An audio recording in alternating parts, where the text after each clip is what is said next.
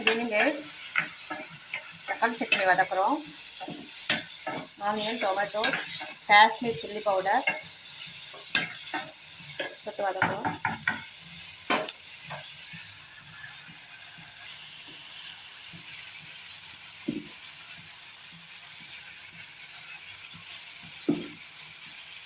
இட்லி,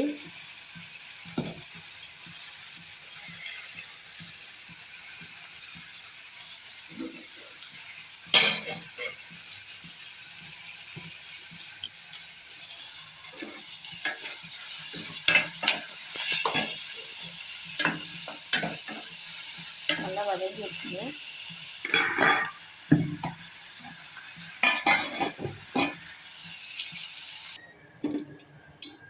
நம்ம அடுப்பு ஆஃப் பண்ணிவிட்டு கருவேப்பிலை, புதினா, மல்லி இதெல்லாம் போடுறோம்.